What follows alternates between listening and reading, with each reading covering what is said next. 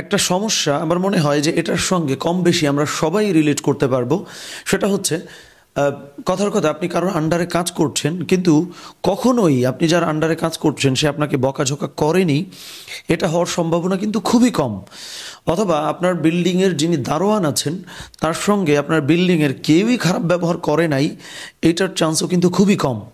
কিন্তু হজরত আনাস রাদিয়াল্লাহু তাআলা আনহু মহানবী সাল্লাল্লাহু আলাইহি ওয়াসাল্লামের আন্ডারে 9 বছর তার খেদমত করেছেন এবং আনাস রাদিয়াল্লাহু তাআলা আনহু কসম করে বলেছেন যে আমি আল্লাহর শপথ করে বলছি, মহানবী সাল্লাল্লাহু আলাইহি ওয়াসাল্লাম জীবনে কোনোদিনও কখনো আমাকে বলেননি যে তুমি এই কাজটা কেন করেছো বা এই কাজটা তুমি কেন করো নাই।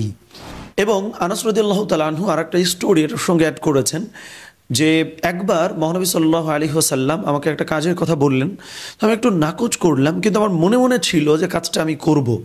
তো এরপরে আমি যখন ওখান থেকে চলে গেলাম, তো যাওয়ার পরে প্রতিমধ্যে মহানবী সাল্লাল্লাহু আলাইহি ওয়াসাল্লাম পেছন থেকে আমাকে ধরে ফেললেন এবং ধরে মুচকি হেসে আমাকে বললেন যে আযাহাবতা হাইতু আমারতুকা, আমি তোমাকে যে কাজটা করতে বলেছিলাম বা যেখানে তোমাকে যেতে বলেছিলাম তুমি কি সেখানে গিয়েছিলা?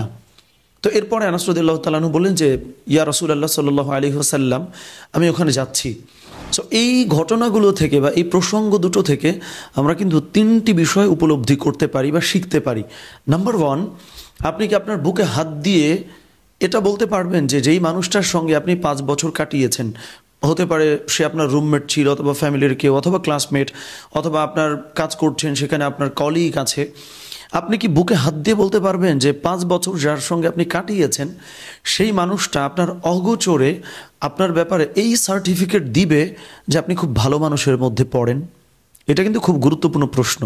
2 নম্বর হচ্ছে যে আমরা কাউকে কোনো কাজ করেছে অথবা করেনি, অথবা আমরা যেভাবে করতে চেয়েছি সেভাবে হয়তো করেনি, এই ব্যাপারটাকে বকা না দিয়ে ডিল করছি, ঝাড়ি না দিয়ে, এটা করার মতন ক্ষমতা আমাদের আছে কিনা এই প্রশ্ন কিন্তু আমরা করতে পারি।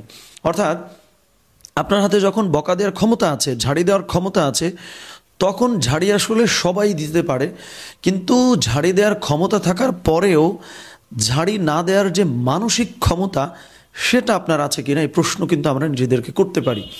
এবং 3 নম্বর হচ্ছে যে কেউ কোনো ভুল করে ফেললে হাসি মুখে সেটিকে ডিল করতে পারার মতন অ্যাবিলিটি আমরা রাখি কি না এই প্রশ্নও কিন্তু আমরা আমাদের নিজেদেরকে করতে পারি।